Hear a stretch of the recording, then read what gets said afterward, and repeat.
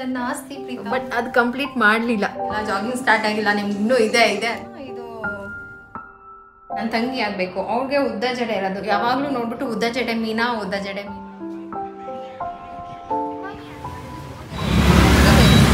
ಇಲ್ಲಿ ಚಿಕ್ಕ ಮಗು ಈ ಫೇವ್ರೆಟ್ ನೋಡಿ, ಆಮ್ಲಾ ಜ್ಯೂಸು, ನೆಲ್ಲಿಕಾಯಿ ಕ್ಯಾಂಡಿ ಮಾಡಿದ್ದೆ ನಾನು. ಹಾಯ್ ಫ್ರೆಂಡ್ಸ್, ನಮಸ್ತೆ, welcome to Pavithra's beauty blog. ಇವತ್ತಿನ ಬ್ಲಾಗ್ನ ಶುರು ಮಾಡ್ತಾ ಇದ್ದೀನಿ. ಇವಾಗ ಅಂತಂದರೆ ನನ್ನ ಹಸ್ಬೆಂಡ್ ಇಷ್ಟು ದಿನ ಬೆಳಗ್ಗೆ 6 ಗಂಟೆಗೆ ಎದ್ದು ಹೋಗ್ಬಿಡ್ತಾ ಇದ್ರು ಅವ್ರವ್ರ ಕೆಲಸ ನೋಡಿಕೊಂಡು. ನಮ್ದೇನು ಅಷ್ಟೊಂದು ಇದು ಮಾಡ್ತಾ ಇರಲಿಲ್ಲ, ನಮ್ಮದೇ ಸಾಮ್ರಾಜ್ಯ ಆಗೋಗಿತ್ತು. ಇವಾಗ ಅವರು ಮನೇಲೇ ಇದ್ದಾರಲ್ಲ, ಸ್ವಲ್ಪ ಸ್ಟ್ರಿಕ್ಟು. ಇಷ್ಟೊತ್ತಿಗಾಗಲೇ ಎಲ್ಲ ಫುಲ್ಲು ಪ್ರೀತಮಿಂದ ಪ್ರಗತಿ ಎಲ್ಲ ಫ್ರೆಶ್ ಅಪ್ ಆಗಿ ಸ್ನಾನ ಮಾಡಿ, ಸೊ ದೇವ್ರ ಪೂಜೆನೂ ಆಗೋಗಿದೆ. ಮನೆ ಕೆಲಸ ಎಲ್ಲ ಮುಗಿಸ್ಬಿಟ್ಟು ಸೊ ಇವಾಗ ಬ್ರೇಕ್ಫಾಸ್ಟ್ ಮಾಡೋಣ ಅಂತ ಹೇಳ್ಬಿಟ್ಟು ಸ್ಟಾರ್ಟ್ ಆಯಿತು. ಇವಾಗ ಇನ್ನೂ ಇದೆ, ಸ್ವಲ್ಪ ಸ್ಟಾರ್ಟ್ ಮಾಡ್ತಾ ಇದ್ದೀವಿ ಇನ್ನೂ. ಈಗ ಅಂತಂದರೆ ಒಂದೇ ಸರಿ ಸ್ಟಿಕ್ ಮಾಡೋಕ್ಕಾಗಲ್ಲ ಅಲ್ವಾ, ಅದಕ್ಕೆ. ಪ್ರಗತಿ ಸ್ನಾನ ಆಯಿತಾ? ಪ್ರಗತಿನೂ ಕೂಡ ಅಷ್ಟೇ ಇಷ್ಟು ಬೇಗ. ಪ್ರಗತಿ ಇವತ್ತೇ ಫಸ್ಟು ಸ್ನಾನ ಮಾಡಿರೋದು. ಅವ್ರು ಯಾವಾಗಲೂ ಅಷ್ಟು ಬೇಗ ಸ್ನಾನ ಮಾಡ್ತಾ ಇರಲಿಲ್ಲ. ಹೇಳಿ ಮಧ್ಯಾಹ್ನದಿಂದ ಸಾಯಂಕಾಲ ಆಗೋಗ್ತಾ ಇತ್ತು. ಸೊ ಇವತ್ತು ಅವ್ರ ಡ್ಯಾಡಿ ಚೆನ್ನಾಗೇ ಸ್ವಲ್ಪ ಕ್ಲಾಸ್ ತೊಗೊಂಡಿದ್ದಾರೆ, ಮನೆ ಕೆಲಸ ಎಲ್ಲನೂ ಸ್ವಲ್ಪ ಮಾಡಿಸಿದ್ರು. ಅವ್ರು ಹಂಗೇನೆ ಇನ್ನೂ ಜಸ್ಟ್ ವಾಕಿಂಗ್ ಸ್ಟಾರ್ಟ್ ಆಗಿಲ್ಲ, ಜಾಗಿಂಗ್ ಸ್ಟಾರ್ಟ್ ಆಗಿಲ್ಲ, ನಿಮ್ಗೆ ಇನ್ನೂ ಇದೆ ಅಂತಿದ್ದಾರೆ. ನೋಡ್ಬೇಕು ಮುಂದೆ ಏನೇನಾಗುತ್ತೋ ಗೊತ್ತಿಲ್ಲ. ಓಕೆ, ಒಂಥರ ಚೆನ್ನಾಗಿರುತ್ತೆ ಅಲ್ವಾ, ನಾವು ಈ ಥರ ಆ್ಯಕ್ಟಿವ್ ಆಗಿದ್ದರೆ ಒಂಥರ ಎನರ್ಜಿನೂ ಇರುತ್ತೆ, ಖುಷಿನೂ ಇರುತ್ತೆ ಏನಾದರೂ ಮಾಡೋದಕ್ಕೆ. ಸೊ ದೇವ್ರ ಪೂಜೆ ಎಲ್ಲ ಮಾಡಿ ಇವತ್ತು ಬ್ರೇಕ್ಫಾಸ್ಟಿಗೆ ಒಂದು ರೆಸಿಪಿ ಕೂಡ ಹಾಕ್ತೀನಿ. ಸೊ ಬ್ರೇಕ್ಫಾಸ್ಟ್ಗೆಲ್ಲ ರೆಡಿ ಮಾಡ್ಕೋತಾ ಇದೆ. ಹಾಗೆ ರೆಸಿಪಿ ಜೊತೆಗೆ ಬ್ಲಾಗ್ ಸ್ಟಾರ್ಟ್ ಮಾಡೋಣ ಅಂತ ಮಾಡಿಕೊಂಡೆ. ಈ ಥರ ಇದೆ ಇವತ್ತು ನಮ್ಮ ಬೆಳಗಿನ ದಿನ. ಈ ಥರ ಟಕಾಟಕ್ ಅಂತ ಸ್ಟಾರ್ಟ್ ಆಯಿತು. ಅವರ ಮಿಲ್ಟ್ರಿಲಿ ಇದ್ದವ್ರಲ್ವಾ, ಅವ್ರಿಗೊಂಥರ ಇದು ಈ ಕಾಯಿ ಹೆಸರು ಮರ್ತೋಗ್ಬಿಡ್ತೀವಲ್ಲ, ಗೋರಿಕಾಯಿ. ಸರಿ, ನಿನ್ನೇನೋ ಮರ್ತೋಗ್ಬಿಟ್ಟಿದೆ ನನಗೆ. ಇದೊಂದು ಕಾಯಿ ಹೆಸರು ನೆನಪೇ ಇರಲ್ಲ. ಅವರು ಆರ್ಮಿಯಲ್ಲಿ ಅವ್ರಿಗೆ ಹೆಂಗಿತ್ತು ಅವ್ರ ರೊಟೀನೋ ಅದು ಸ್ಟಾರ್ಟ್ ಆಗಿದೆ ಇನ್ಮೇಲೆ. ನಮಗೆ ಅವರು ಮಲ್ಗಲ್ಲ, ಇನ್ನೊಬ್ರು ಮಲ್ಗಕ್ಕೂ ಬಿಡಲ್ಲ. ಹಂಗೆ ನೈಟ್ ಎಷ್ಟೇ ಲೇಟಾಗಿ ಮಲ್ಗಿದ್ರು ಬೆಳಗ್ಗೆ ಬೇಗ ಎದ್ಬಿಡೋದು ಅವ್ರಿಗೆ ಅಭ್ಯಾಸ. ಅದು ಇದು ಸ್ವಲ್ಪ ಚೆನ್ನಾಗಿದೆ, ಫ್ರೆಶ್ ಆಗಿದೆ. ಸೊ ಇದು ಸ್ವಲ್ಪ ಗ್ರೇವಿ ಥರ ಮಾಡಿಬಿಟ್ಟು ರೊಟ್ಟಿ ಹಾಕೋಣ ಅಂತ ಅಂದ್ಕೊಂಡಿದ್ದೀನಿ. ಅದಕ್ಕೆಲ್ಲ ರೆಡಿ ಮಾಡ್ಕೊಂಡಿದ್ದೀನಿ. ಸೊ ಬನ್ನಿ, ಇದ್ರದ್ದು ಗ್ರೇವಿ ಎಷ್ಟು ಚೆನ್ನಾಗಾಗುತ್ತೆ. ಸಿಂಪಲ್, ಕ್ವಿಕ್ಕಾಗೂ ಆಗುತ್ತೆ. ರೊಟ್ಟಿ, ಚಪಾತಿ, ದೋಸೆಗೂ ಚೆನ್ನಾಗಿರುತ್ತೆ. ಸೊ ಇದನ್ನೇ ಮಾಡ್ಕೊತಾ ಇದ್ದೀನಿ. ಗೋರಿಕಾಯಿ ಅವಾಗವಾಗ ತಿನ್ನಬೇಕು ಅಂತ ನಮ್ಮಮ್ಮ ತೊಗೊಂಡು ಬಂದು, ನಮ್ಮಮ್ಮನ ರೆಸಿಪಿ ಎಲ್ಲ ಬರೀ ತರಕಾರಿ ಸಾಂಬಾರು, ಬಸ್ಸಾರು, ಹುಳಿ ಸಾರು ಆ ಥರ. ಇಲ್ಲಿ ನಾನು ಗೋರಿಕಾಯಿ ಗ್ರೇವಿ ಮಾಡೋದಕ್ಕೆ ಒಂದು ಮಿಕ್ಸಿ ಜಾರ್ಗೆ ಸ್ವಲ್ಪ ಬೆಳ್ಳುಳ್ಳಿ, ಒಂದು ಸ್ವಲ್ಪ ಕಡಲೆ ಬೀಜ ಹಾಕ್ಕೊಂಡಿದ್ದೀನಿ. ಹಸಿ ಕಡಲೆ ಬೀಜನೇ. ಇದನ್ನು ಸ್ವಲ್ಪ ರುಬ್ಕೋಬೇಕು. ತರಿಯಾಗಿ ರುಬ್ಬಾದ್ಮೇಲೆ 1 ದೊಡ್ಡ ಸ್ಪೂನಷ್ಟು ಕಡಲೆ ಹಿಟ್ಟನ್ನು ಹಾಕ್ಕೊಂಡಿದ್ದೀನಿ. ಅದಕ್ಕೆ ಸ್ವಲ್ಪ ಧನಿಯಾ ಪುಡಿ, ಸ್ವಲ್ಪ ಖಾರದ ಪುಡಿ, ಹಾಗೆ ಅರಿಶಿನ ಪುಡಿ, ಇಷ್ಟನ್ನು ಹಾಕಿ ತರಿಯಾಗಿ ರುಬ್ಕೊಂಡ್ರೂ ಆಗುತ್ತೆ. ಇಲ್ಲ ನೈಸ್ ಪೇಸ್ಟ್ ಆಗುತ್ತೆ ಅಂತ ಅಂದರೆ ಹಾಗೆ ರುಬ್ಕೋಬಹುದು. ಇವಾಗ ನಾನು ಇದು ಕಾಂಬಿನೇಷನ್ ಆಗಿ ಅಕ್ಕಿ ರೊಟ್ಟಿ ಮಾಡ್ತಾ ಇದ್ದೀನಿ. ಅದಕ್ಕೆ ಫಸ್ಟು ಅಕ್ಕಿ ಹಿಟ್ಟನ್ನು ಕಳಿಸ್ಬಿಟ್ಟು ಇಟ್ಕೊಂಡ್ಬಿಟ್ರೆ ಗ್ರೇವಿ ರೆಡಿ ಆಗ್ತಿದ್ದಂಗೆ ಅದು ವಿಜಿಲ್ ಬರೋಷ್ಟರಲ್ಲಿ ನಾನು ಅಕ್ಕಿ ರೊಟ್ಟಿ ಹಾಕೊಬೋದು. ಆಮೇಲೆ ಟೈಮ್ ಕೂಡ ಸೇವ್ ಆಗುತ್ತೆ ಅಲ್ವಾ, ಅದಕ್ಕೆ ಇದನ್ನು ರೆಡಿ ಮಾಡಿ ಇಟ್ಕೊಂಡೆ. ಈಗ ಒಗ್ಗರಣೆ ಹಾಕ್ತಾ ಇದ್ದೀನಿ. ಕುಕ್ಕರ್ಗೆ ಸ್ವಲ್ಪ ತುಪ್ಪ ಹಾಕ್ಕೊಂಡಿದ್ದೀನಿ. ಅದಕ್ಕೆ ಸ್ವಲ್ಪ ಸಾಸಿವೆ, ಜೀರಿಗೆ, ಸಣ್ಣದಾಗಿ ಕಟ್ ಮಾಡಿ ಇಟ್ಟಿದ್ದಂಥ ಈರುಳ್ಳಿ ಹಾಕ್ಕೊಂಡು ಚೆನ್ನಾಗಿ ಫ್ರೈ ಆದಮೇಲೆ ಸ್ವಲ್ಪ ಹಸಿರು ಮೆಣಸಿನ್ಕಾಯಿ ಹಾಕೋತಾ ಇದ್ದೀನಿ. ಖಾರಕ್ಕೆ ತಕ್ಕನಾಗಿ ಹಾಕೋಬೋದು. ಅಷ್ಟೇ, ಅದು ಚೆನ್ನಾಗಿ ಫ್ರೈ ಮಾಡಿಕೊಂಡು ಹಸಿ ವಾಸನೆ ಹೋದ್ಮೇಲೆ ಟೊಮೊಟೊ ಕಟ್ ಮಾಡಿ ಇಟ್ಟಿದ್ನಲ್ಲ ಅದನ್ನು ಕೂಡ ಹಾಕ್ಕೊಂಡಿದ್ದೀನಿ. ಟೊಮೊಟೊದು ಕೂಡ ಸ್ವಲ್ಪ ಫ್ರೈ ಮಾಡಿಬಿಟ್ಟು ಈಗ ರುಬ್ಬಿರೋ ಮಸಾಲ ಹಾಕ್ಕೊಂಡ್ರೆ ಸಾಕು. ಇದನ್ನು ಚೆನ್ನಾಗಿ ಮಿಕ್ಸ್ ಮಾಡ್ಕೋಬೇಕು. ಎಲ್ಲದ್ರದ್ದು ಹಸಿ ಸ್ಮೆಲ್ ಹೋಗೋ ತನಕ ಮಿಕ್ಸ್ ಮಾಡಿ, ಇವಾಗ ಎಷ್ಟು ಬೇಕು ಗ್ರೇವಿಗೆ ಅಷ್ಟು ನೀರು ಹಾಕ್ಕೊಂಡ್ರೆ ಸಾಕಾಗುತ್ತೆ. ನಿಮ್ಮ ಗ್ರೇವಿ ಈ ಒಂದು ಕಡಲೆ ಬೀಜದ ಪುಡಿ ಮತ್ತು ಬೋಂಡದ ಹಸಿಟ್ಟು ಹಾಕಿದ್ದೀವಲ್ಲ, ಅದು ಸ್ವಲ್ಪ ಗಟ್ಟಿ ಗ್ರೇವಿ ನಿಮಗೆ ಸಿಗತ್ತೆ. ಅದಕ್ಕೆ ನಾನು ಗೋರಿಕಾಯಿ ಹಾಕ್ಕೊತಾ ಇದ್ದೀನಿ. ಒಂದು 2 ವಿಜಿಲ್ ಬಂದರೆ ಸಾಕಾಗತ್ತೆ. ನಿಮಗೆ ಎಷ್ಟು ಕನ್ಸಿಸ್ಟೆನ್ಸಿ ಬೇಕೋ ಅಷ್ಟು ಕನ್ಸಿಸ್ಟೆನ್ಸಿ ತೆಳ್ಳಗೆ ಗಟ್ಟಿಗೆ ಮಾಡ್ಕೋಬೋದು. ಇಲ್ಲಿ ರೊಟ್ಟಿ ಕೂಡ ರೆಡಿ ಆಯಿತು, ಗ್ರೇವಿ ಕೂಡ ರೆಡಿ ಆಯಿತು. ಸ್ವಲ್ಪ ಕೊತ್ತಂಬರಿ ಸೊಪ್ಪು, ಮೇಲೆ ಗರಂ ಮಸಾಲ ಹಾಕಿಬಿಟ್ರೆ ರುಚಿಯಾದ ಗ್ರೇವಿ ಇಷ್ಟ. ನನ್ನ ಮಗಳು ಫೇವ್ರೆಟ್ ಅಂತ ಹೇಳ್ಬೋದು. ಗೋರಿಕಾಯಿ ನಾರ್ಮಲಾಗಿ ತಿನ್ನಲ್ಲ, ನಾರ್ಮಲಾಗಿ ಮಾಡಿಕೊಟ್ರೆ ನನ್ನ ಮಗಳಿಗೆ ಇಷ್ಟ ಆಗಲ್ಲ. ಬಟ್ ಈ ಗ್ರೇವಿ ಜೊತೆಗೆ ಮಾಡಿಕೊಟ್ರೆ ಗೋರಿಕಾಯಿನ ಆರಾಮಾಗಿ ತಿಂತಾರೆ. ನೀವು ಟ್ರೈ ಮಾಡಿ. ಇವತ್ತು ನಾನು ಬ್ರೇಕ್ಫಾಸ್ಟ್ಗೆ ಗೋರಿಕಾಯಿ ಪಲ್ಯ ಮಾಡಿದ್ದೀನಿ, ಗ್ರೇವಿ ಥರ ಮಾಡಿದ್ದೀನಿ, ಅಕ್ಕಿ ರೊಟ್ಟಿ ಮತ್ತು ಸೌತೆಕಾಯಿ. ಸೊ ಈ ಗ್ರೇವಿ ತುಂಬ ಚೆನ್ನಾಗಿರುತ್ತೆ, ಸಿಂಪಲಾಗಿ ಆಗುತ್ತೆ. ಯಾವಾಗಲೂ ಒಂದೇ ಥರ ಗೋರಿಕಾಯಿ ಪಲ್ಯ ಮಾಡಿರ್ತೀವಲ್ಲ, ಬಸ್ಸಾರು ಮಾಡಿರ್ತೀವಲ್ಲ, ಈ ಥರ ಒಂದ್ಸರಿ ಟ್ರೈ ಮಾಡಿ ನೋಡಿ ಹೇಗಿರುತ್ತೆ ಅಂತ ಕಮೆಂಟ್ ಮಾಡಿ ಹೇಳಿ, ಓಕೆನಾ? ಇದೇ ಥರ recipes, simple morning breakfast recipes ಬೇಕಂತಂದರೆ ಕಮೆಂಟಲ್ಲಿ ಹೇಳಿ. ಪ್ರತಿಯೊಂದು ವ್ಲಾಗಲ್ಲೂ ಕೂಡ ಒಂದೊಂದು ರೆಸಿಪಿ ಹಾಕೋದಕ್ಕೆ ಟ್ರೈ ಮಾಡ್ತೀನಿ. ಸೊ ಇಷ್ಟ ಇದೆಯಾ? ಟೇಸ್ಟ್ ಮಾಡಿ ಹೇಳಿ, ಓಕೆನಾ? ಇವಾಗ ಎಲ್ಲರಿಗೂ ಬ್ರೇಕ್ಫಾಸ್ಟ್ ಹಾಕಿ ಕೊಟ್ಬಿಡ್ತೀನಿ. ಅವ್ರು ತಿನ್ನೋಷ್ಟರೊಳಗೆ ಇವತ್ತು ಸ್ವಲ್ಪ ನಾನ್ ವೆಜ್ ಇದೆ, ಅದನ್ನು ಮಾಡಬೇಕು, ಆಮೇಲೆ ಮಾಡ್ಕೊಳ್ತೀನಿ. ಎಲ್ಲರೂ ಮನೇಲೇ ಇದ್ದೀವಿ, ಸ್ಕೂಲ್ ಇಲ್ಲ, ಸ್ವಲ್ಪ ಬೋರ್ ಆಗ್ತಾ ಇರುತ್ತೆ. ನನ್ನ ಮಗನಿಂದ ಆ ಬೋರೆಲ್ಲ ಹೊರಟೋಗುತ್ತೆ ಅಂತ ಹೇಳ್ಬೋದು. ಯಾಕೆ ಅಂತಂದರೆ ಅವನಿಗೆ ರೆಸ್ಟ್ ಅನ್ನೋದೇ ಇಲ್ಲ, ಆಟ ಆಡ್ತಾನೆ ಇರ್ತಾನೆ. ಸೊ ಇವಾಗ ನೋಡಿ, ಗೊಂಬೆನ ನಾನು ಎಲ್ಲ ಕಡೆ ಸ್ಟಿಚ್ ಹಾಕ್ಬಿಟ್ಟಿದ್ದೀನಿ. ಇಂಥ ಜಾಗದಲ್ಲಿ ಸ್ಟಿಚ್ ಇಲ್ಲ ನಮ್ಮ ಗೊಂಬೆಯಲ್ಲಿ ಅನ್ನೋ ಹಾಗೆ ಇಲ್ಲ, ಎಲ್ಲ ಕಡೆ ಹಾಕಿದ್ದಾಯಿತು. ಬೆಳಗ್ಗೆಯಿಂದ ಒಂದು 2-3 ಸರಿ ಈ ಬ್ಯಾಗಲ್ಲಿ ತುಂಬಿ ಎತ್ತಿಟ್ಟಿದ್ರೆ ಅವ್ನು ಬಂದು ಅದನ್ನು ತೊಗೊಂಡು ಬಂದು ಚೆಲ್ಬಿಟ್ಟೆ ಹೋಗ್ತಾನೆ ಆಟ ಆಡೋ. ಯಾರು ವಿಷಲ್ ಹೊಡಿತಾ ಇರೋದು? ಪ್ರೀತು? ಹಾಂ, ಅಲ್ಲೆಲ್ಲ ಚೆಲ್ಬಿಟ್ಟು ಇಲ್ಲಿ ಬಂದು ವಿಷಲ್ ಹೊಡ್ಕೊಂಡು ಕೂತಿದ್ಯಾ? ಹಾಂ, ಮನೇಲಿದ್ರೆ ಇದು ಆಗಲೇ 2ನೇ ಸರಿನೋ 3ನೇ ಸರಿನೋ ಇದನ್ನು ತೊಗೊಂಡು ಇದು ಮಾಡಿರೋದು ಎಲ್ಲ ಆಯ್ತು. ಈಗ ಅಕ್ಕ ತಮ್ಮ ಇಬ್ಬರು ರನ್ನಿಂಗ್ ರೇಸ್ ಮಾಡ್ತಾ ಇದ್ದಾರೆ, ಅಲ್ಲಿಂದ ಓಡ್ ಬರೋದು, ಇಲ್ಲಿಂದ ಓಡೋಗೋದು. ಸೊ ಇದೇ ಅವ್ರ ಕೆಲಸ, ಬೆಳಗ್ಗೆಯಿಂದ ಸಂಜೆ ತನಕ ಇಬ್ಬರು ಆಟ. ಸಾಕಾಗೋಗುತ್ತೆ, ಇದನ್ನು ಎತ್ತಿಟ್ಟಿರ್ತೀನಿ ಓಡ್ ಬಂದ.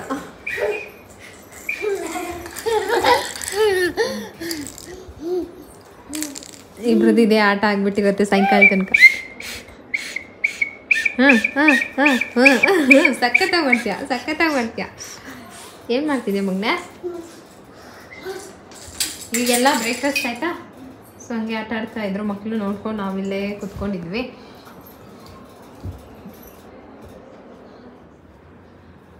ಇವಾಗ ಬ್ರೇಕ್ಫಾಸ್ಟ್ ಎಲ್ಲ ಆಗಿ ಸ್ವಲ್ಪ ಹೊತ್ತು TV ನೋಡಿ ಮಕ್ಕಳೆಲ್ಲ ಆಟ ಆಡಿದೆಲ್ಲ ಆಯಿತು. ಇವಾಗ ಅಡುಗೆ ಮಾಡೋಣ ಅಂತ ಅಂದ್ಕೊಂಡೆ. ಏನು ಅಂತಂದರೆ ಇವತ್ತು ಸ್ಪೆಷಲ್ ಮಟನ್ ತರಿಸಿದ್ದಾರೆ, ಮಟನ್ ಬಿರಿಯಾನಿ ಮಾಡೋಣ. ತುಂಬ ದಿನ ಆಗಿತ್ತು ಮಟನ್ ಬಿರಿಯಾನಿ ಮಾಡಿಲ್ಲ. ಆಮೇಲೆ ಇನ್ನೊಂದೇನಂತಂದರೆ, ಈಗ ಸತ್ಯನಾರಾಯಣ ಪೂಜೆ ಮಾಡಿಸೋ ಅಂತ ಸ್ವಲ್ಪ ಪ್ಲ್ಯಾನ್ ಎಲ್ಲ ಇದೆ. ಸತ್ಯನಾರಾಯಣ ಪೂಜೆ ಏನಾದರೂ ಮಾಡಿಸಿದ್ರೆ ಇನ್ನೂ 45 ಡೇಸ್ ಮತ್ತು ನಾವು ನಾನ್ ವೆಜ್ ಏನೂ ತಿನ್ನೋಂಗಿಲ್ಲ, ಅದಕ್ಕೋಸ್ಕರ ಮಾಡೋಣ. ಆಮೇಲೆ ಸ್ಟಾಕ್ ಮಾಡಬೇಕು ನಾವು. 45 ಅಂತಾದ್ರೂ ಒಂದು 50-60 ಡೇಸ್ ತಿನ್ನೋಕ್ಕೆ ಹೋಗೋದಿಲ್ಲ, ಇರಲಿ ಅಂತ ಹೇಳ್ಬಿಟ್ಟು ಅದಕ್ಕೋಸ್ಕರ ಇವತ್ತು ಬಿರಿಯಾನಿ ರೆಸಿಪಿ. ಬಟ್ಟೆ ಇತ್ತು, ಸ್ವಲ್ಪ ಬಟ್ಟೆ ಎಲ್ಲ ಮಡ್ಚಿಟ್ಕೊಂಡೆ. ಹೇರ್ ಕಟ್ ಮಾಡಿಸ್ಬೇಕು ಅಂತ ಅಂದ್ಕೊಂಡಲ್ಲ, ಅದಕ್ಕೆ ಕರ್ಕೊಂಡು ಹೊರಟಿದ್ದೆ. ನಾಳೆ ಮದುವೆಗೆ ಹೋಗೋದಿದೆ. ಯಾರು ಮದುವೆ, ಎಲ್ಲಿ ಅಂತ ಹೇಳ್ಬಿಟ್ಟು ನಾಳೆ ವ್ಲಾಗಲ್ಲಿ ಹೇಳ್ತೀನಿ. ಸೊ ಅದಕ್ಕೆ ಸ್ವಲ್ಪ ಏನಾದರೂ ಒಂದು ಶೇಪಲ್ಲಿ ಕಟ್ ಮಾಡಿಸೋಣ ಅಂತ ಅಂದ್ಕೊಂಡಿದ್ದೆ. ನಂಬಲ್ಲ, ನಾನು ಪ್ರಗತಿಗೆ ಫಸ್ಟು ಎಲ್ಲರೂ ಹೇಳ್ತಾಯಿದ್ರು, ಅಂದರೆ ನನಗೆ ಚಿಕ್ಕ ಹುಡುಗಿಯಿಂದ ನನಗೆ ಲಾಂಗ್ ಹೇರ್ಸ್ ಇಲ್ಲ, ನನಗೊಂಥರ ಮೀಡಿಯಮ್ ಲೆಂತಲ್ಲಷ್ಟೇ ನನಗೆ ಬೆಳೆಯೋದು. ಎಲ್ಲ ಹೇಳ್ತಾರೆ ಪ್ರಗತಿಗೆ ಲಾಂಗ್ ಹೇರ್ಸ್ ಬರಲ್ಲ, ಉದ್ದ ಜಡೆ ಬರಲ್ಲ, ಅವ್ರ ಅಮ್ಮನ ಥರ ಅಂತ. ಆಮೇಲೆ ಲಾಸ್ಟ್ ಒಂದು ಮುಡಿ ಕೊಟ್ವಿ ಧರ್ಮಸ್ಥಳಕ್ಕೆ. ಸೊ ಅದಾದಮೇಲೆ ಅಷ್ಟೇ ಪ್ರಗತಿಗೆ ಲಾಂಗ್ ಹೇರ್ಸ್ ಅಂದರೆ ತುಂಬ ಇಷ್ಟ. ಎಷ್ಟು ಇಷ್ಟ ಅಂತಂದರೆ, ನಮ್ಮ ಮೀನಾ ಅಂತ ಒಬ್ರಿದ್ದಾರೆ, ನನ್ನ ತಂಗಿ ಆಗಬೇಕು, ಅವ್ರಿಗೆ ಉದ್ದ ಜಡೆ ಇರೋದು. ಯಾವಾಗಲೂ ನೋಡ್ಬಿಟ್ಟು ಉದ್ದ ಜಡೆ ಮೀನಾ ಅಂತೆಲ್ಲ ಕರೆಯೋದು ತುಂಬ ಇಷ್ಟಪಡ್ತಾಯಿದ್ಲು ಪ್ರಗತಿ, ಆಯಿತಾ? ಸೊ ಅದಕ್ಕೆ ನಾನು ಪ್ರಗತಿಗೆ ಉದ್ದ ಜಡೆ ಬರಬೇಕು, ಹೇಗಾದರೂ ಸರಿ ಅಂತ ಹೇಳ್ಬಿಟ್ಟು ಅವಾಗಿಂದ ಮಾಡಿದ್ದು. ಜಸ್ಟ್ ಒನ್ ಇಯರ್ಗೆ ನೀವು ನಂಬಕ್ಕೆ ಆಗಲ್ಲ, ಅಷ್ಟು ಚೆನ್ನಾಗಿ ಏರ್ ಗ್ರೋತ್ ಆಯಿತು. ಒಂದು 2 ವರ್ಷಕ್ಕೆಲ್ಲ ಫುಲ್ ಲೆಂತ್ ಬಂದುಬಿಡ್ತು. ಇವಾಗ ತುಂಬ ಚೆನ್ನಾಗಿದೆ ಏರ್ ಗ್ರೋತು ಪ್ರಗತಿಗೆ. ಸೊ ಇವಾಗ ಬನ್ನಿ ಹೋಗಿ ಏರ್ ಕಟ್ ಮಾಡಿಸ್ಕೊಂಡು ಬರೋಣ. ಪ್ರೀತಮ್ ಸ್ವಲ್ಪ ಅಳ್ತಾ ಇದ್ದಾನೆ, ಇವಾಗ ಎದ್ನಲ್ಲ. ಓನ್ ಮೊನ್ನೆ ಎಲ್ಲರೂ ಬೇರೆ ರೆಡಿ ಆಗಿಬಿಟ್ಟಿದ್ದೀವ, ಇನ್ನೆಲ್ಲ ರೆಡಿ ಆಗಿಬಿಟ್ಟಿದ್ದಾರೆ, ಎಲ್ಲ ಹೊಸ ಡ್ರೆಸ್ ಹಾಕ್ಕೊಂಡಿದ್ದಾರೆ. ಅಂದರೆ ಒಂದು ಸ್ವಲ್ಪ ರೆಡಿ ಆದರು ಅಂದರೆ ಅವನಿಗೆ ಗೊತ್ತು. ಬಾ ಹೋಗೋಣ. ಶೂ ಹಾಕೇ ಇಲ್ಲ ನೀನು? ರೆಡಿ ಎಲ್ಲ, ಅದಕ್ಕೆ ಈಗ ಎಲ್ಲರೂ ಹೊರಟ್ಬಿಟ್ಟಿದ್ದಾರೆ ಅಂತ ಅವ್ನಿಗೆ ಅಳು ಬರ್ತಾರೆ. ಸ್ವಲ್ಪ ಕೊಬ್ಬರಿ ಎಣ್ಣೆ ಹಚ್ಚಿದ್ದೀನಿ, ನೋಡೋಣ ಯಾವ ಥರ ಹೇರ್ ಕಟ್ ಆಗುತ್ತೆ. ತುಂಬ ಬೆಳೆದಿದೆ ಮಮ್ಮಿ, ನೀನು ಹೇಳ್ತಿದ್ದಾರೆ ನಂಗೆ. ಸರಿ ಪ್ರೀತು, ಶೂ ಹಾಕೋ ಹೋಗೋಣ. ಶೂ ಹಾಕೋ, ಶೂ ಹಾಕ್ತೀನಿ. ಶೂ ಹಾಕ್ಲಾ? ಯಾಶು ಈ ಶೂ ಹಾಕ್ತೀಯ? ತುಂಬ ಯಾಕೋ ತುಂಬ ನಿದ್ದೆ ಮಕ್ಕಳಲ್ಲೇ ಇದಾನಲ್ಲ ಅವನಿಗೆ. ಶೂ ನೋಡಿ ಮಗನೇ, ಎಷ್ಟು ಗಲೀಜು ಮಾಡ್ಕೊಂಡಿದ್ಯಾ ನೀನು. ವಾಶ್ ಮಾಡ್ಬೇಕಾಯ್ತು, ನಾಳೆ ಮದುವೆ ಬೇರೆ ಇದೆಯಾ, ಹೋಗಬೇಕು. ಇನ್ನೊಂದು ಶೂ ಇದೆಯಲ್ಲ ಹೊಸದು, ಶೂ ಎಲ್ಲ ಕ್ಲೀನ್ ಮಾಡ್ಕೋಬೇಕು. ಸಂಜೆ ನನಗಿನ್ನೂ ಕೆಲಸ ಜಾಸ್ತಿ ಇದೆ ಮದುವೆಗೆಲ್ಲ. ಸ್ವಲ್ಪ ಸೀರೆ ಎಲ್ಲ ರೆಡಿ ಮಾಡ್ಕೊಳ್ಳೋದಿದ್ದೆ, ಸೀರೆ ಎಲ್ಲ ರೆಡಿ ಮಾಡ್ಕೋಬೇಕು. ಮಕ್ಕಳಿಗೆಲ್ಲ ಬಟ್ಟೆ ತೆಗಿಬೇಕು, ಯಾಕೆಂತಂದ್ರೆ ಬೇಗ ಹೋಗಬೇಕು. ಒಂದು 6 ಗಂಟೆಗೆಲ್ಲ ಮನೆ ಬಿಡಬೇಕಾ, 6 ಗಂಟೆಗೆಲ್ಲ ಮನೆ ಬಿಡಬೇಕು ಅಂತ ಅಂದರೆ ಗೊತ್ತಲ್ಲ. ನಾನು ಇವಾಗಲೇ ನೈಟೇ ಬಂದು ಸೀರೆ ಪ್ರೀಪ್ಲೀಟ್ ಎಲ್ಲ ಮಾಡಿ ಇಟ್ಕೊಂಡು ಬಿಡ್ತೇನೆ. ಅವಾಗ ನನಗೆ ಹೆಲ್ಪ್ ಆಗುತ್ತೆ. ಬೆಳಗ್ಗೆ ಇದು ರೇಷ್ಮೆ ಸೀರೆ ಉಟ್ಕೊಳ್ಳೋದು ಅಂದರೆ ತುಂಬ ಕಷ್ಟ, ತುಂಬ ಅಭ್ಯಾಸ ಬೇರೆ ಹೋಗ್ಬಿಟ್ಟಿದ್ದೆ ಕಂಫರ್ಟಬಲ್ ಆಗಿರೋ ಸೀರೆ ಹಾಕ್ಕೊಂಡು. ಸೊ ಹಾಗಾಗಿ ಬೇಗ ಹೋಗಿ ಹೇರ್ ಕಟ್ ಮಾಡಿಸ್ಕೊಂಡು ಒಂದಿಷ್ಟು ಶಾಪಿಂಗ್ ಇದೆ ಸಣ್ಣ ಪುಟ್ಟದು, ಅದನ್ನು ಮಾಡಿಸ್ಕೊಂಡು ಬರೋಣ. ಬಾ ಪ್ರೀತು, ಶೂ ಆನ್ ರೆಡಿ ಆಯ್ತಲ್ಲ? ರೆಡಿ. ಲೈಟ್ ಎಲ್ಲ ಆಫ್ ಮಾಡಿಬಿಟ್ಟು ಹೋಗ್ಬೇಕು. ಏನು ಮಾಡ, ನಾನು ಎತ್ಕೊಂತೀನಿ, ಇನ್ಮೇಲೆ ಎತ್ಕೋತೀನಿ, ಅಳ್ಬಾರ್ದು. ಇಷ್ಟಕ್ಕೆಲ್ಲ ಅಳ್ತಾರ? ಅಳ್ತಾರ ಮಗನೇ ಎಲ್ಲದಕ್ಕೂ?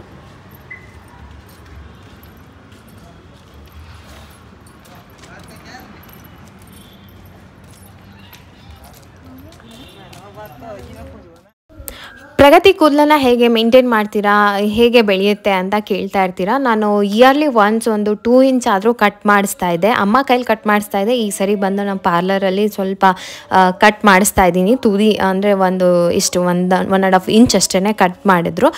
ಹಾಗೆ ಸ್ವಲ್ಪ ವಿ ಶೇಪಲ್ಲಿ ಏನಾದರೂ ಶೇಪ್ ಮಾಡಿ, ಜಾಸ್ತಿ ಕಟ್ ಆಗಬಾರ್ದು ಅಂತ ಹೇಳಿದ್ದೆ. ಸೊ ಅದಕ್ಕೆ ಅವರು ಓಕೆ ಅಂತ ಹೇಳಿ ಇದು ಮಾಡ್ತಾಯಿದ್ರು.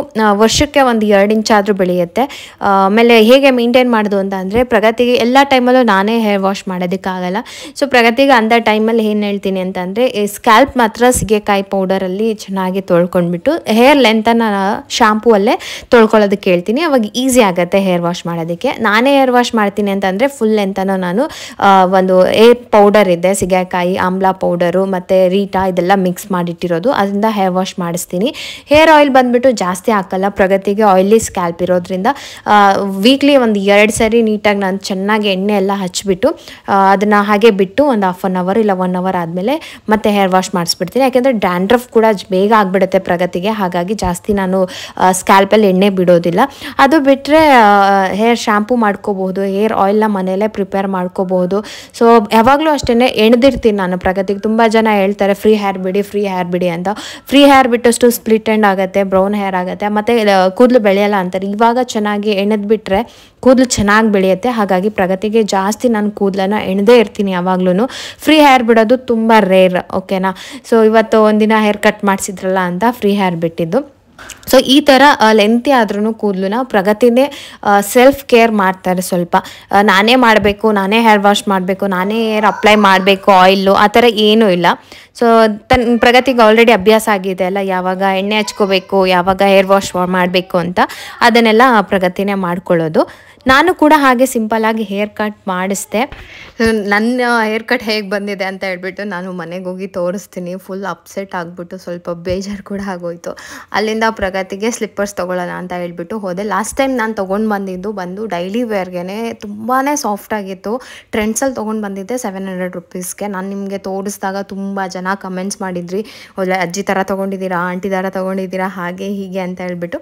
ಸೊ ಬೇಜಾರೇನಿಲ್ಲ, ನಿಮಗೆ ಅನಿಸಿರೋದನ್ನು ನೀವು ಹೇಳಿರ್ತೀರ. ಪ್ರಗತಿ ಫುಡ್ವೇರ್ದು ಏನಿದೆಯಲ್ಲ ಚಪ್ಪಲ್ ಸೈಜು ಆಲ್ಮೋಸ್ಟ್ ನನಗಿಂತನೂ ಜಾಸ್ತಿನೇ ಬೇಕಂತ ಹೇಳ್ಬೋದು. ಕಂಫರ್ಟಬಲ್ ಹಾಕ್ತೀನಿ ಅಂತಂದರೆ ನನ್ನ ಮಗಳಿಗೆ ಪಾದ ತುಂಬ ಉದ್ದ ಇದೆ. ಸೊ ಹಾಗಾಗಿ ನಾನು ಅಂದ್ಕೊಂಡೆ, ಬಟ್ ಲಾಸ್ಟ್ ಇಯರ್ ಅದಾಯ್ತಲ್ಲ ಅಂತ ಹೇಳ್ಬಿಟ್ಟು ಅದೇ ಸೈಜ್ ತೊಗೊಂಡ್ಬಿಟ್ಟೆ. ಅದನ್ನು ನಮ್ಮ ಅಕ್ಕನಿಗೊಬ್ಬರಿಗೆ ಅದು ಸರಿಯಾಗಿ ಆಗಿದ್ದು, ನನಗೂ ಆಗಿಲ್ಲ, ಪ್ರಗತಿಗೂ ಆಗಿಲ್ಲ, ಅಮ್ಮಂಗೂ ಆಗಿಲ್ಲ.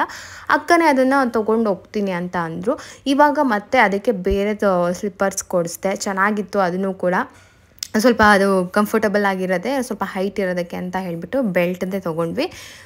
ಈ ಥರ ಒಬ್ಬೊಬ್ಬರಿಗೆ ಒಂದೊಂದು ರೀಸನ್ ಇರುತ್ತೆ. ನಾವು ಏನೇ ತೊಗೊಳ್ತೀವಿ, ಏನೋ ಸೆಲೆಕ್ಟ್ ಮಾಡ್ತೀವಿ ಅಂತಂದರೆ ಅದರಿಂದ ಒಂದು ರೀಸನ್ ಇರುತ್ತೆ.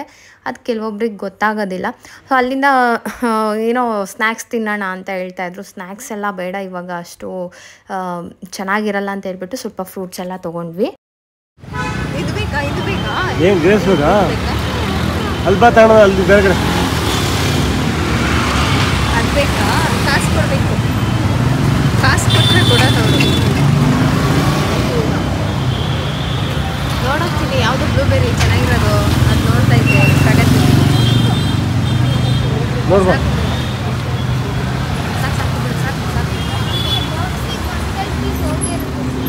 ಹೌದಾ? ಸೊ ಫ್ರೆಂಡ್ಸ್, ಹೇರ್ ಕಟ್ ಪ್ರಗತಿಗೆ ಮಾಡಿಸಿದ್ನಾ, ನಾನು ಒಂದು ಸ್ವಲ್ಪ ಅಂದರೆ ನಂದು ಕೂದಲು ಫುಲ್ಲು ಉದ್ದ ಅಂದರೆ ಲೇಯರ್ ಮಾಡಿಸಿದ್ನಲ್ಲ ಲಾಸ್ಟ್ ಟೈಮು, ಅದೆಲ್ಲ ಸಮ ಆಗಿ ಅಮ್ಮ ಫುಲ್ಲು ಸ್ಟ್ರೈಟಾಗಿ ಈಕ್ವಲಾಗಿ ಕಟ್ ಮಾಡಿದ್ರ. ಅದು ಒಂಥರ ನನಗೆ ಫ್ರಂಟ್ ಬಿಟ್ಟರೆ ಚೆನ್ನಾಗಿ ಕಾಣಿಸ್ತಾ ಇರಲಿಲ್ಲ. ಅದಕ್ಕೆ ನಾನು ಲೇಯರ್ ಮಾಡಿ ಸ್ವಲ್ಪ ಬೌನ್ಸಿಯಾಗಿ ನನಗೆ ಸ್ಟೆಪ್ ಥರ ಚೆನ್ನಾಗಿ ಕಾಣಿಸುತ್ತೆ ಅಂತ. ಬಹುಶಃ ಸ್ಟೆಪ್ ಮಾಡಿಸಿದ್ರೆ ಚೆನ್ನಾಗಿರ್ತಿತ್ತೋ ಏನೋ. ಇಷ್ಟು ಶಾರ್ಟ್ ಮಾಡಿಬಿಟ್ಟಿದ್ದಾರೆ ಫಸ್ಟ್ ಟೈಮ್ ಲೈಫಲ್ಲಿ. ನನಗೆ ಇದು ಗೊತ್ತಾಗ್ತಾ ಇಲ್ಲ, ಇವ್ರಿಗೆ ಪಾನಿ ಡೈಲಾಗ್ ತೋರಿಸ್ತೀನಿ. ಮಮ್ಮಿಗೆ ಇಲ್ಲಿ ಇಷ್ಟು ಚಿಕ್ಕ ಮಗು ಇಷ್ಟೇ ಆಗ್ಬಿಟ್ಟಿದೆ ಇವಾಗ. ಅಯ್ಯಯ್ಯೋ ಬರುತ್ತೆ. ನಾನು ಅನ್ಕೊಂಡೇ ಇಲ್ಲ ಇಷ್ಟು ಶಾರ್ಟ್ ಮಾಡ್ತಾರೆ ಅಂತ ಹೇಳ್ಬಿಟ್ಟು. ನಾನು ಇಷ್ಟು ಹೇಳಿದ್ದೆ ಅಂದರೆ ಎಡ್ಜಲ್ಲಿ ಉದ್ದ ಬಿಟ್ಬಿಟ್ಟು ಸ್ವಲ್ಪ ಲೇಯರ್ ಬರುತ್ತೆ ಅಂತ. ನನಗೇನು ಇದು ಇಷ್ಟನೂ ಆಗ್ತಾ ಇಲ್ಲ, ಕಟ್ ಮಾಡಿಬಿಟ್ಟಿದ್ದಾರೆ. ಲಾಸ್ಟ್ ಟೈಮ್ ಮಾಡಿದ್ದು ಇಷ್ಟ ಆಗಿರಲಿಲ್ಲ.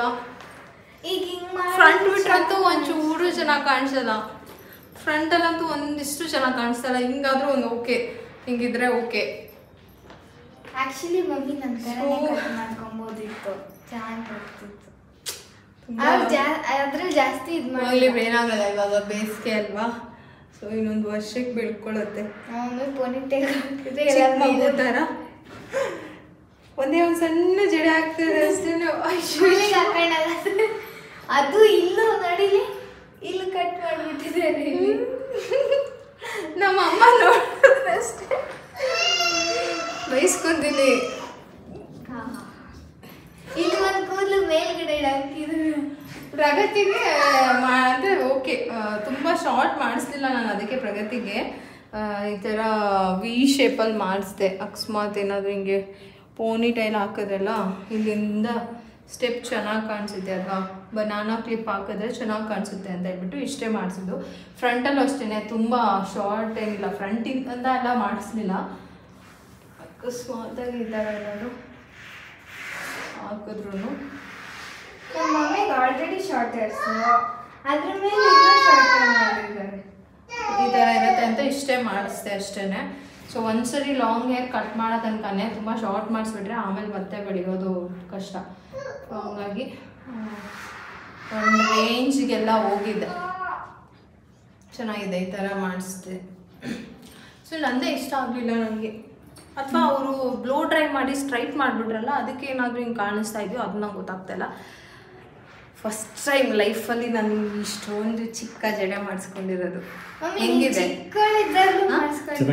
ನೋಡ್ಕೊಂಡು ಸುಮ್ಮನೆ ಕೂತ್ಕೊಂಡಿದ್ದಾರೆ ಹಿಂದಗಡೆ. ನಮಗೂ ಗೊತ್ತಾಗಲಿಲ್ಲ, ಅವರು ಕೇಳಿದ್ರು, ಬಟ್ ಈ ಕಡೆಯಿಂದ ಇಷ್ಟು ಮಾಡಲ್ಲ ಅಂತ ಹಿಂಗೆ ತೋರಿಸಿದ್ರ. ಸೊ ನಮಗೆ ಗೊತ್ತಾಗತ್ತೆ ಲೆಂತು. ಅವಾಗಲೇ ನಮ್ಮ ಮಮ್ಮಿ ಬಂದಾಗ ಇಷ್ಟಿತ್ತು, ಆಲ್ರೆಡಿ ಇಷ್ಟು. ಸೊ ಬರಬೇಕಾದ್ರೆ ಏನಂತಂದರೆ ಪಾನಿಪುರಿ ಹೋಗೋಣ, ಮಸಾಲೆ ಪುರಿ ಹೋಗೋಣ ಅಂತಿದ್ರು. ಸೊ ನನಗೆ ಪಾನಿಪುರಿ ಮಸಾಲೆ ಪುರಿ ಎಲ್ಲ ಬೇಡ ಅಂತ. ಸೊ ಇದೇನು ಪ್ಲಮ್ ಅಂತೆ, ಫಸ್ಟ್ ಟೈಮ್ ನಾನು ನೋಡ್ತಾ ಇರೋದು. ಇದೂ ನಾನು ತಿಂದಿಲ್ಲ. ಮತ್ತು ಇದು ಬ್ಲೂಬೆರಿ, ಇದು ಐಸ್ ಕ್ರೀಮಲ್ಲೆಲ್ಲ ತಿಂದಿದ್ದೆ ನಾನು ಅಷ್ಟೇ. ಅದು ಬಿಟ್ಟರೆ ಡೈರೆಕ್ಟಾಗಿ ನಾನು ಬ್ಲೂಬೆರಿನೂ ಸಹ ತಿಂದಿಲ್ಲ. ಸೊ ಫಸ್ಟ್ ಟೈಮ್ ನೋಡೋಣ ಹೆಂಗಿರುತ್ತೆ ಅಂತ ಟೇಸ್ಟ್ ಮಾಡೋಕ್ಕೆ ಅಂತಲೇ ತೊಗೊಂಡು ಬಂದ್ವಿ. ಕಾಸ್ಟ್ಲಿ.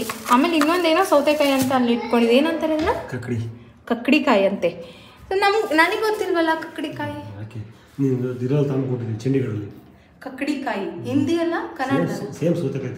ಹಿಂದಿ ಅಲ್ಲ ಕನ್ನಡದಲ್ಲ? ಹಿಂದಿಯಲ್ಲಿ ಕಕ್ಕಡಿಕಾಯಿ ಅಂತಾರಂತೆ. ಕದ್ದಿದ್ರೇನೋ ನನಗೆ ನೆನಪಿಲ್ಲ, ಮರ್ತೋಗಿದ್ದೀನಿ. ಇದು ಸೌತೆಕಾಯಿ ಎಷ್ಟು ತಣ್ಣಗಿದೆ ಅಲ್ಲ. ಕೆಜಿ 100 ರೂಪಾಯಿ ಸೌತೆಕಾಯಿ. ಕೆಜಿ 100 ರೂಪಾಯಿ ಸೌತೆಕಾಯಿ, ನಾಟಿ ಸೌತೆಕಾಯಿ ಅಂದ್ರು. ನಾನು ಇದನ್ನ ಏನ್ ಹೆಸರು ಪಂಜಾಬಲ್ಲಿ ಏನಂತಾರೆ ಅಂತ ಕೇಳಿದ್ನ, ಅವ್ರು ಹೇಳಿದ್ರು ಇದು ಸೌತೆಕಾಯಿ ಅಂತಾನೆ ಹೇಳ್ತಾರೆ ಅಂತ ಅಂದ್ರು. ಪಂಜಾಬಲ್ಲಿ 25-30 ರೂಪಾಯಿ ಕೆಜಿ ಅಲ್ಲಿ. ಈಗ ಗೊತ್ತಿಲ್ಲ, ಈಗ 100 ರೂಪೀಸ್ ಕೆಜಿ. ಬೇಸಿಗೆ ಅಲ್ವಾ? ಸೇಮ್ ಸೌತೆಕಾಯಿ ಥರನೇ ಇದೆ. ತಿಂದಿರ್ತೀನಿ, ಮರ್ತ್ಬಿಟ್ಟಿರ್ತೀನಿ. ಇಲ್ಲಿಗೆ ಬಂದ್ಮೇಲೆ ತಿಂದಿಲ್ಲ ಅಲ್ಲ. ಸೊ ಊಟಕ್ಕೆ ಕಟ್ ಮಾಡೋಣ. ಇದರಲ್ಲಿ ಏನೋ ಬೀಜ ಇದೆ.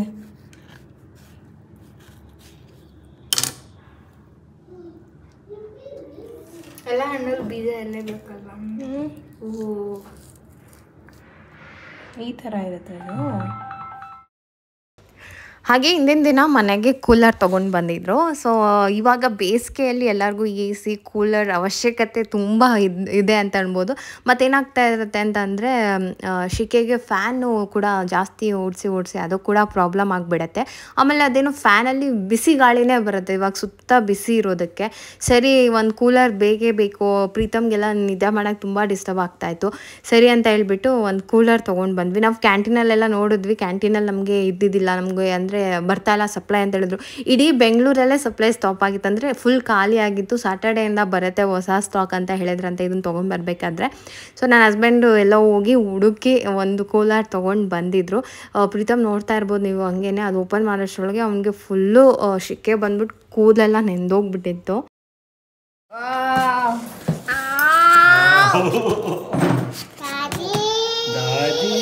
ಡ್ಯಾಡಿ ನಮ್ಮನೆಗಿಂತ ಅಮ್ಮ ಮನೇಲಿ ಇನ್ನೂ ಜಾಸ್ತಿ ಸೆಕೆ ಆಗುತ್ತೆ. ಅದಕ್ಕೆ ಅಮ್ಮಂಗೊಂದು ಇದಕ್ಕಿಂತ ಸ್ವಲ್ಪ ಚಿಕ್ಕ ಸೈಜ್ದೊಂದು ಕೂಲರ್ ತೊಗೊಳ್ಳೋಣ ಅಂತ ಅಂದ್ಕೊಂಡ್ರೆ, ಈಗ ಆಲ್ರೆಡಿ ಮಳೆ ಸ್ಟಾರ್ಟ್ ಆಗಿದೆ, ಮಳೆ ಬರ್ತಾ ಇದೆ. ಮಳೆ ಬಂದರೆ ಓಕೆ, ಕಂಟಿನ್ಯೂಸ್ ಆಗಿ ಅರ್ಧ ಬಂದು ಹೋದರೆ ಇನ್ನೂ ಸೆಕೆ ಜಾಸ್ತಿ ಆಗಿಬಿಡುತ್ತೆ. ಹಬೆ ಇದು ಏನಂದರೆ ಐಸ್ ಕ್ಯೂಬ್ ಹಾಕೋಬೋದು, ನೀರು ಕೂಡ ಹಾಕೋಬೋದು. ಅದೇ ಸಾಕು.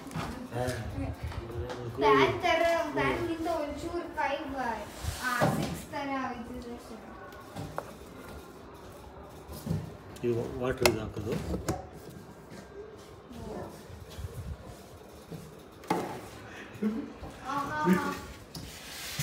ಇದು ಬಾಯಿದೆ ಡ್ಯಾಡಿ ಈಗ ನೀನು ಕೂಲರ್ ತಂದು 9,000 ವೇಟ್ ಮಾಡಿದೆ ಹೆಂಗೆಲ್ಲ ಈ ಕರೆಂಟೇ ಹೋಯ್ತು. ಏನು ಯೂಸು? ಬರುತ್ತೆ ಕರೆಂಟ್ ನನಗೆ ಹೋಗುತ್ತಾ ಅಮ್ಮ ಪ್ರೀತು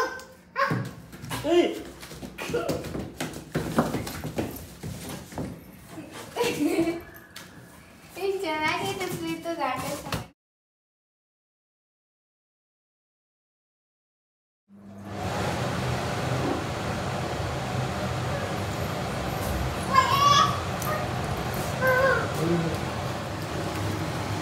ಇರೋ ನಿಮಿಷ ಇರೋ, ತಲೆ ನೋಡು.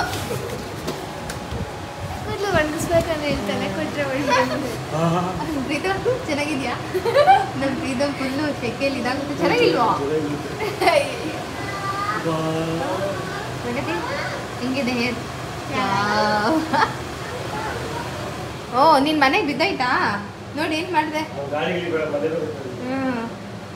ಇದು ಹೋಯ್ತು ಅಷ್ಟೇ, ಮುರಿದೋಯ್ತು. ಏನು ಬಿಡ್ತು?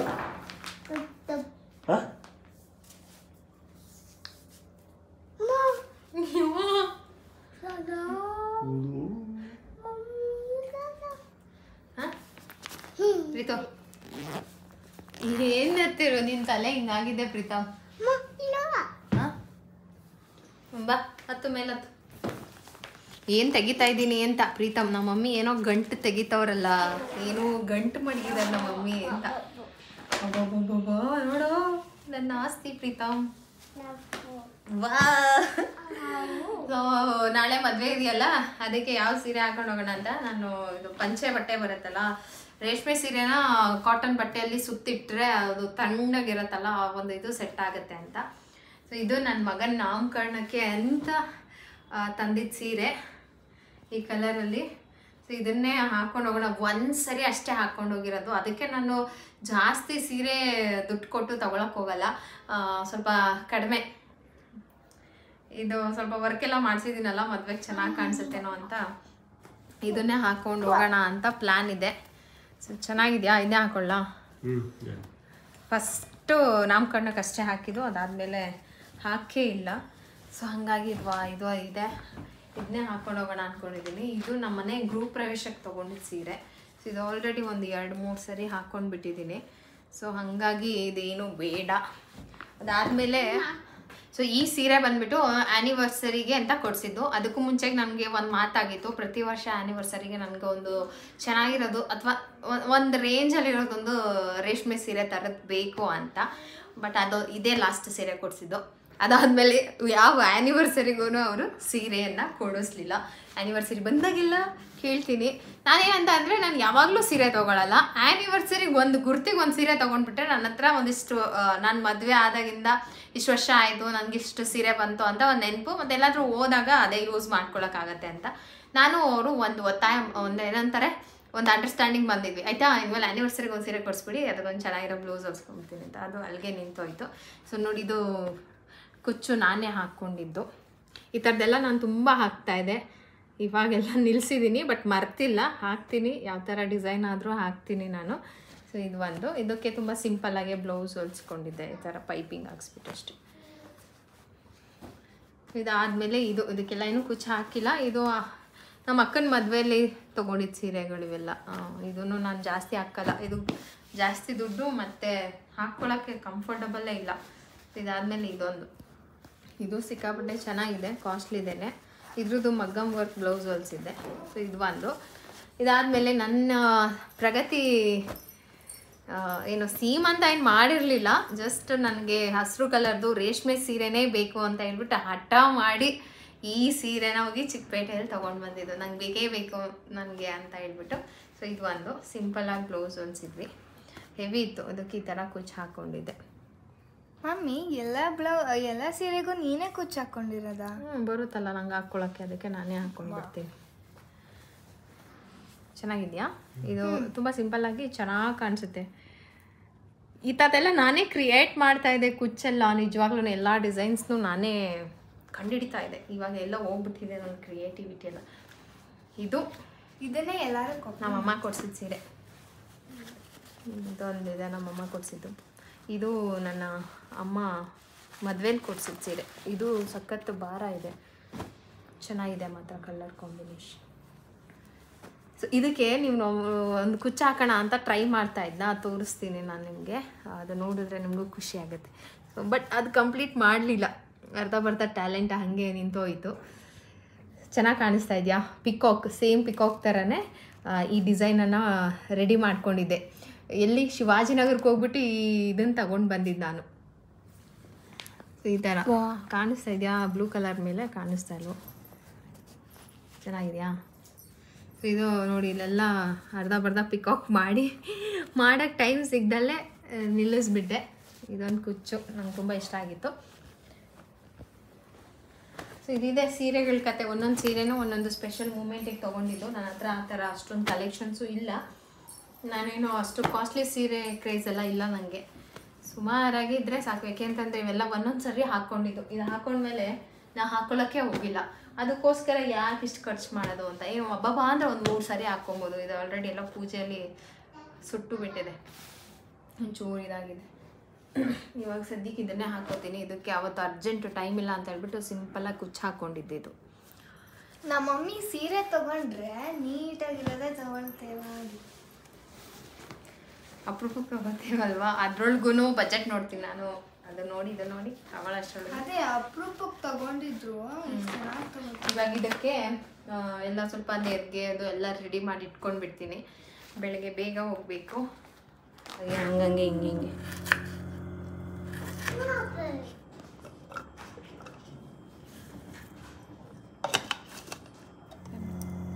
ಮಕ್ಕಳ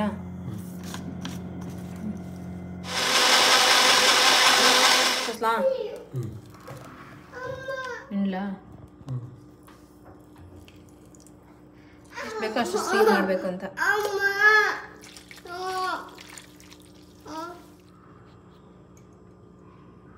ಫ್ರೆಂಡ್ಸ್, ಇವಾಗ ಆಮ್ಲಾ ಜ್ಯೂಸ್ ಮಾಡಿದ್ದೀನಿ. ಇದನ್ನ ಬೆಳಗ್ಗೆ ಖಾಲಿ ಹೊಟ್ಟೆಯಲ್ಲಿ ಕೊಡೋದ್ರೆ ಇನ್ನೂ ಒಳ್ಳೆಯ ಬೆನಿಫಿಟ್ ಸಿಗುತ್ತೆ ಅಂತ ಹೇಳ್ತಾರೆ. ಸೊ ನಾನು ನಿನ್ನೆ ಒಂದು ಜ್ಯೂಸ್ ಮಾಡಿದ್ನ. ಸರಿ, ಇವಾಗ ಸಂಜೆ ಇನ್ನೊಂದು ತಂಪಾಗಿರುತ್ತೆ ಅಂತ ಹೇಳ್ಬಿಟ್ಟು ಇವಾಗ ಒಂದು ಗ್ಲಾಸು ನೆಲ್ಲಿಕಾಯಿ ಹಾಕಿ ಜ್ಯೂಸ್ ಮಾಡಿದ್ದೀನಿ. ಇದರೊಳಗೆ ಜಾಸ್ತಿ ಅಂತ ಅಂದರೆ ವಿಟಮಿನ್ ಸಿ ಮತ್ತು ಆ್ಯಂಟಿ ಆಕ್ಸಿಡೆಂಟ್ ಹೇರಳವಾಗಿರುತ್ತೆ. ಸೊ ಇದು ನಮ್ಮ ಅದಕ್ಕೋಸ್ಕರನೇ ಹೇಳೋದು. ಇದೊಂದರಿಂದ ಕೂದಲು ಚೆನ್ನಾಗಾಗುತ್ತೆ, ಸ್ಕಿನ್ ಚೆನ್ನಾಗಾಗತ್ತೆ ಅಂತ ಹೇಳ್ಬಿಟ್ಟು ಇದು ನೆಲ್ಲಿಕಾಯಿನ ಜ್ಯೂಸ್ ಮಾಡ್ತಾರೆ. ABC ಜ್ಯೂಸ್ ಅಂತ ಹೇಳ್ಬಿಟ್ಟು ಇವಾಗ ಆಮ್ಲಾ, ಬೀಟ್ರೂಟ್, ಕ್ಯಾರೆಟ್ ಅದನ್ನು ಹಾಕಿ ಮಾಡ್ತಾರೆ. ಈ ಜ್ಯೂಸನ್ನು ಎವ್ರಿ ಡೇ ಕುಡಿಯೋದ್ರಿಂದ ನಮ್ಮ ಸ್ಕಿನ್ ತುಂಬ ಚೆನ್ನಾಗಾಗತ್ತೆ ಅಂತ. ಯಾಕೆ ಅಂತಂದರೆ ಇದು ಬ್ಲಡ್ನ ಪ್ಯೂರಿಫೈ ಮಾಡುತ್ತೆ ತುಂಬ ಚೆನ್ನಾಗಿ. ಹಾಗಾಗಿ ಬ್ಲಡ್ ಪ್ಯೂರಿಫೈ ಆದಾಗ ಆಟೋಮೆಟಿಕಲಿ ನಮ್ಮ ಸ್ಕಿನ್ನಲ್ಲಿ ಗ್ಲೋ ಬರುತ್ತೆ. ಸೊ ನೀವು ಕೂಡ ಟ್ರೈ ಮಾಡಿ, ತುಂಬ ಟೇಸ್ಟಿಯಾಗಿ ಇರುತ್ತೆ, ಚೆನ್ನಾಗಿರುತ್ತೆ. ಒಗ್ಗರೆ ಏನಿರೋದಿಲ್ಲ, 3 ನೆಲ್ಲಿಕಾಯಿ ಹಾಕಿದ್ದೀನಿ ಅಂತ ಒಗ್ಗರೆ ಏನಿರಲ್ಲ, ಪರ್ಫೆಕ್ಟ್ ಆಗಿದೆ. ಅದಕ್ಕೆ ನಾನು ಸ್ವಲ್ಪ ನಿಂಬೆ ಹಣ್ಣಿಂದ ಹಾಕಿದ್ದು. ಆ ಫ್ಲೇವರ್ ಬಂದರೆ ಆ ಒಗ್ಗರೆ ಎಲ್ಲ ಇದಾಗುತ್ತೆ. ಸೊ ಇದಕ್ಕೆ ಬೇಕು ಅಂತಂದರೆ ಈಗ ಬೇಸಿಗೆಲ್ವ ಸ್ವಲ್ಪ ಚಿಟಿಕೆ ಉಪ್ಪು, ಬ್ಲ್ಯಾಕ್ ಸಾಲ್ಟ್ ಬರುತ್ತಲ್ಲ, ಅದನ್ನ ಹಾಕಿದ್ರೆ ಅದರಲ್ಲೂ ಒಂದು ಫ್ಲೇವರ್ ಬರುತ್ತೆ. ಯೂನಿಕ್ ಫೇವ್ರೆಟ್ ನೋಡಿ, ಆಮ್ಲ ಜ್ಯೂಸು, ನೆಲ್ಲಿಕಾಯಿ ಕ್ಯಾಂಡಿ ಮಾಡಿದ್ದೆ ನಾನು.